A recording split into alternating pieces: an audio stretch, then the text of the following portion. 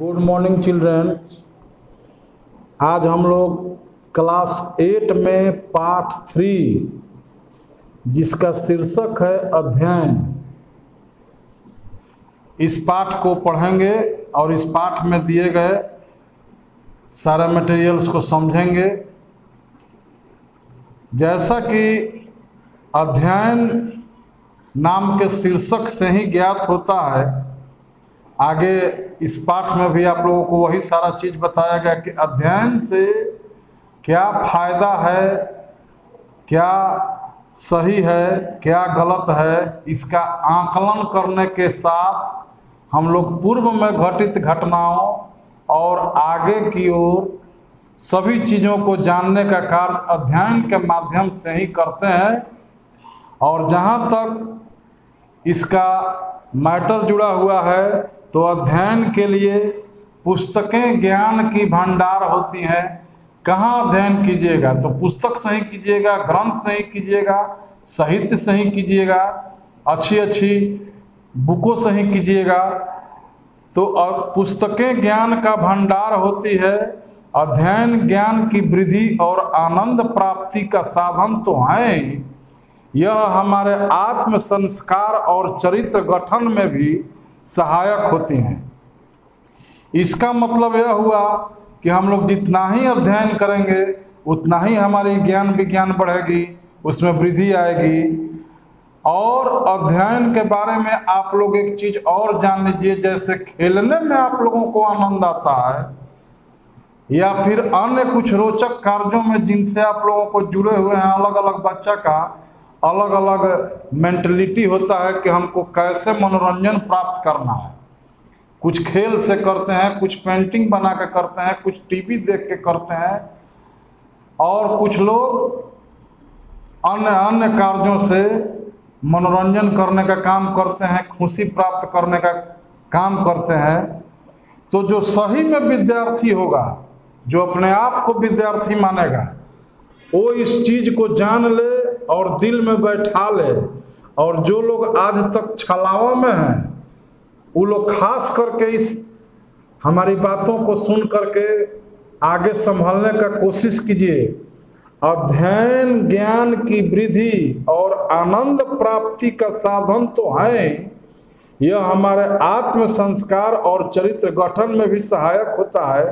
यह छोटा सा वाक्य नहीं है, बहुत बड़ा दूर का बात है ये कि अध्ययन आनंद प्राप्ति का साधन है। जब आप पुस्तकों से जुड़ जाइएगा, जब उसमें रुचि लेने लगिएगा, जब आप जानना चालू कीजिएगा, जैसे कि खेल में करते हैं कि अभी 10 रन बनाए हैं, 20 रन कैसे बना लें।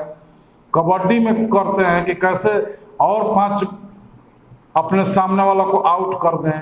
क्रिकेट में करते हैं, अलग अलग सब चीज़ों में करते हैं जहाँ से आप लोगों को आनंद मिलती है। वैसे ही ज्ञान की वृद्धि के साथ साथ अध्ययन से हमें आनंद की प्राप्ति भी होती है। और यह हमारे आत्म संस्कार में लिखा हुआ है आत्म शुद्धि, अपने आत्मा की शुद्धि और चरित्र गठन। जितना ही ज्ञानी बनिएगा, जितना ही ज्ञान प्राप्त कीजिएगा, उतना ही आप अपने चरित्र से मजबूत बने रहिएगा। आपको सही गलत का भेद समझ में आते रहेगा और आप सिर्फ सही करेंगे, गलत की ओर नहीं जाएंगे। और ऑटोमेटिक है कि आपका जो चरित्र है वह आगे और मजबूत होते जाएगा। और चरित्र गठन में अध्ययन से हमें सहायता मिलती है। आइए आगे की पाठ को पढ़ करके सारी चीज़ों को समझने का काम किया जाए। किसी जाति के साहित्य में गति प्राप्त करने का कोई और द्वार नहीं है। किसी जाति के भाव और विचार साहित्य में ही व्यक्त रहते हैं तथा उसी में उसकी उन्नति के क्रम का लेखा रहता है। मनुष्य जाति के सुख और कल्याण के विषय में संसार के प्रतिभा संपन्न लोगों ने सिद्धांत स्थिर किए हैं। उन्हें जानने का साधन स्वाध्याय ही है। जो पढ़ता नहीं उसे उसकी खबर ही नहीं रहती कि मनुष्य की ज्ञान परंपरा किस सीमा तक पहुंच चुकी है। वह अंधकार में गिरता पड़ता है टेढ़ी मेढ़ी पगडंडियों में भटकता फिरता है और जयती जय जयती बोलकर जानता ही नहीं कि मनुष्य के श्रम से एक प्रशस्त मार्ग तैयार हो चुका है। इन सारी बातों का अभी हम लोगों ने जो पढ़ा, इसका ये होगा कि आप लोग ये अपने मन में बैठा लीजिए और जानने का कोशिश कीजिए कि किसी भी जाति का जो भाव होता है वह विचार साहित्य में ही व्यक्त रहते हैं तथा उसी में उसकी उन्नति। जैसे खिलाड़ी मान लीजिए कि कोई है तो जितना ही खिलाड़ियों के बारे में पढ़ेगा, पूर्व के खिलाड़ियों के बारे में, भविष्य के खिलाड़ियों के बारे में, वर्तमान में जो खेल रहे हैं उनके स्कोर के बारे में, तो पढ़िएगा तब तो उनके बारे में आपको ज्ञान प्राप्त होगा। और जानने का कोशिश कीजिएगा कि अब हमको अगर किसी खेल में आगे बढ़ना है तो किस हद तक हमको मेहनत करना पड़ेगा कि हम उनसे आगे निकलें। तो उसके लिए स्वाध्याय अध्ययन जरूरी है।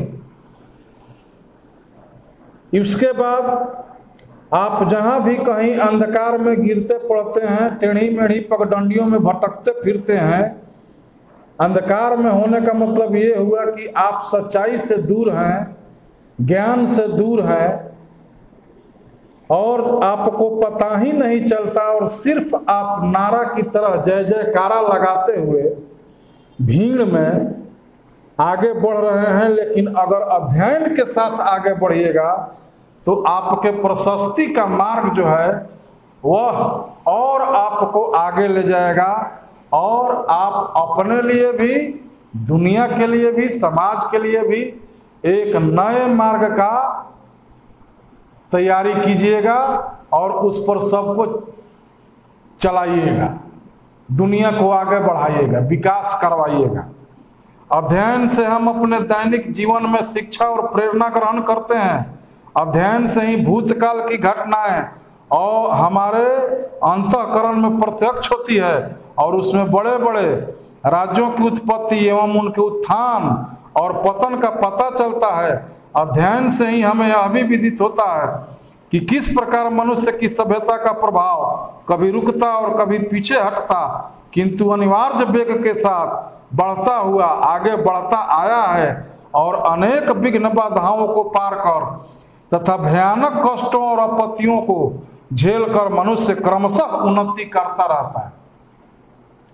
जब आप महान महान पुस्तकों को पढ़ने का कार्य कीजिएगा, उसमें आपके अतीत के बारे में, आपके भूतकाल के बारे में, कि किसी भी राज्य की उन्नति, उसके पिछड़ेपन या उसके विनाश या फिर उसका विकास कैसे हो गया, वह कैसे इतना आगे बढ़ गया, इन सारी चीज़ों की जानकारी मिलेगी।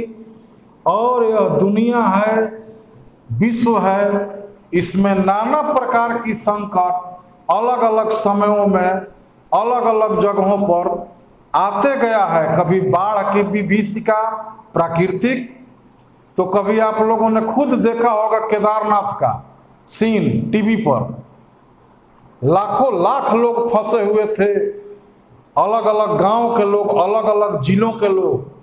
और इस प्रकार से प्राकृतिक विपदा अलग अलग जगहों पर, कभी समुद्र में, कभी नदियों में, कभी मौसम के कारण, बारिश के कारण अलग अलग रूप में आते रहा है। उसके बाद कभी बीमारी के कारण अलग अलग समय में अलग अलग जगहों पर।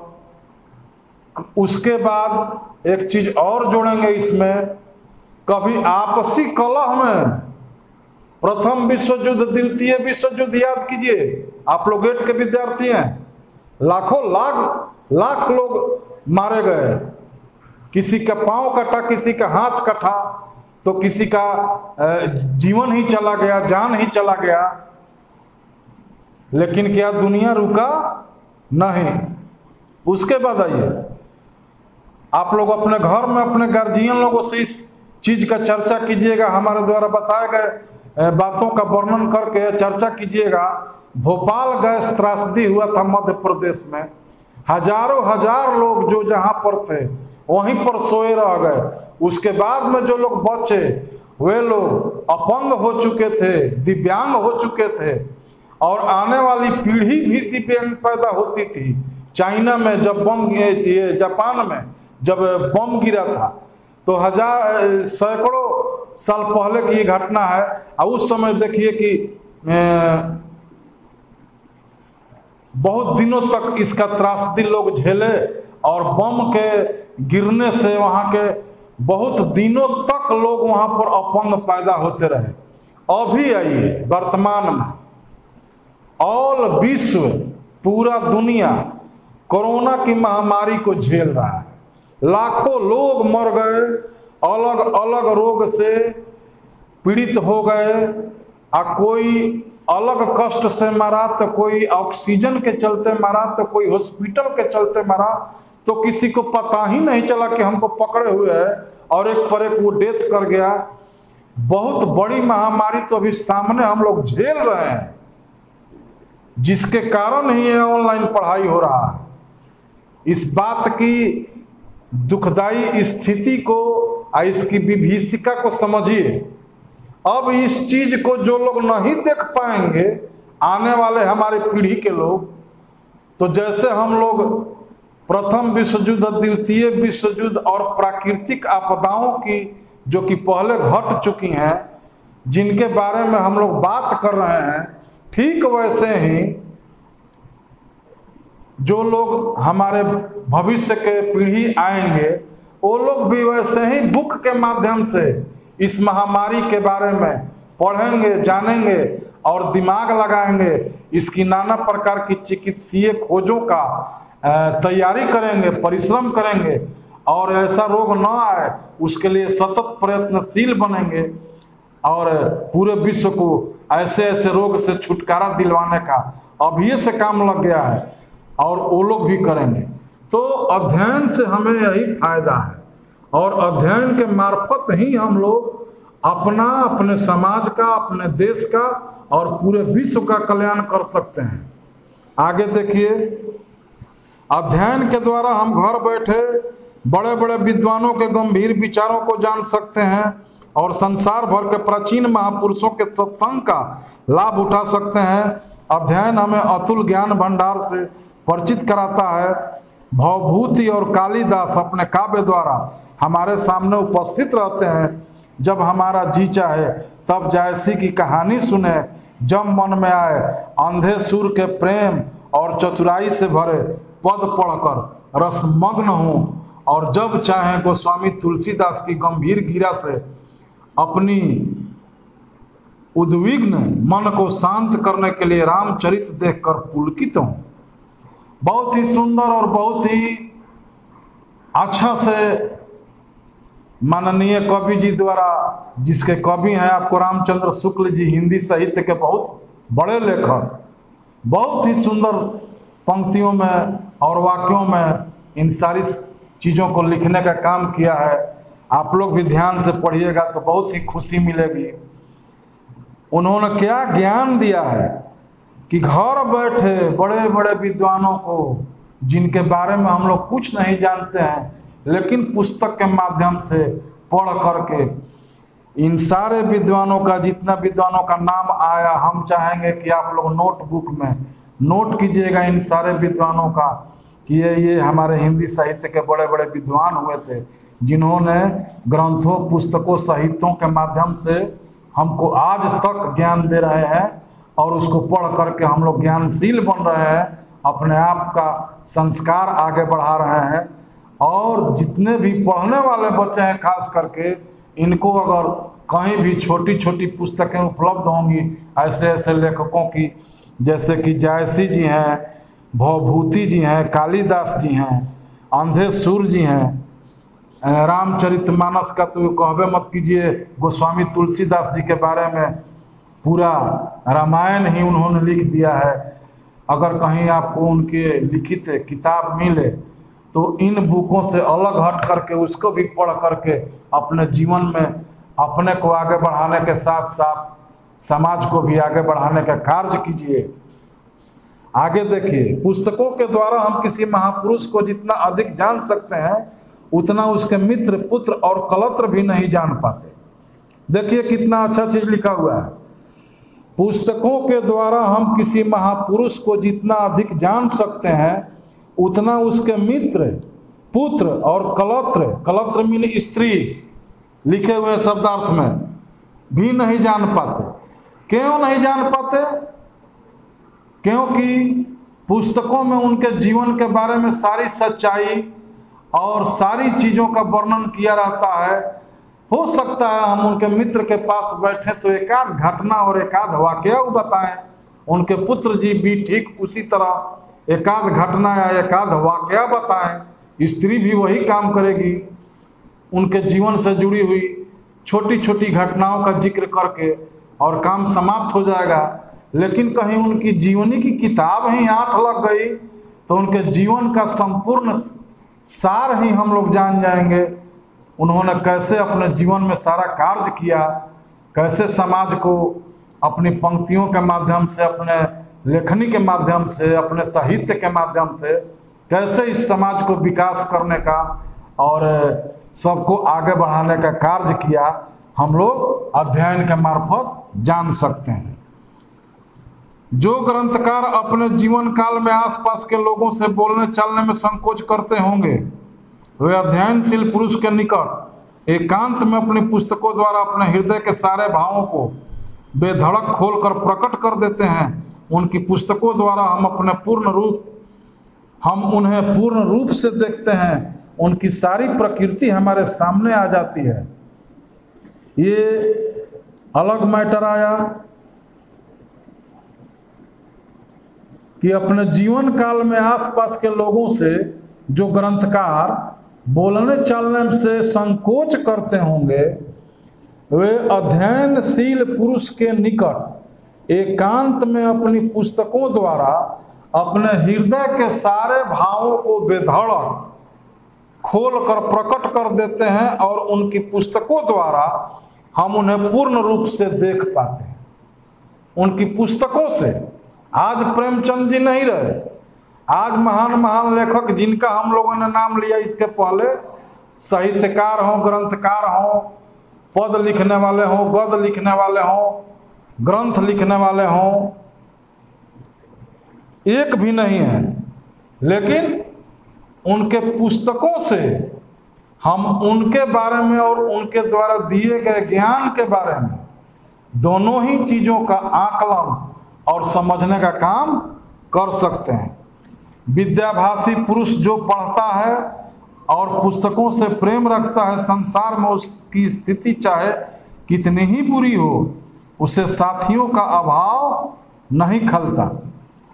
जो लोग विद्या अभ्यास करने वाले पुरुष हैं, जो पढ़ता है, पुस्तकों से प्रेम रखता है, संसार में उसकी स्थिति चाहे कितनी भी बुरी हो सकता है वह गरीब हो, देखने में काला कलूटा हो, खूब सुंदर नहीं हो, उसके पास आपको उठाने बैठाने, आपसे किसी भी प्रकार का सेवा देने में भी वो उपलब्ध नहीं हो, लेकिन उसे साथियों का अभाव नहीं खलता। उसकी कोठरी में सदा ऐसे लोगों का वास रहता है जो अमर हैं। बुक के माध्यम से उसकी कोठरी में सदा वैसे लोगों के जीवन का वृतांत मिल जाएगा जो लोग दुनिया में अपने अच्छे कृत्यों से, अपने अच्छे कार्यों से अमर हैं। कवि, दार्शनिक और विद्वान जिन्होंने प्रकृति के रहस्यों का उद्घाटन करके शांति और सुख का तत्व निचोड़ा है, और बड़े बड़े महात्मा जिन्होंने आत्मा के गूढ़ रहस्यों की थाह लगाई है, सदा उसकी बातें सुनने और उसकी शंकाओं का समाधान करने के लिए उद्यत रहते हैं।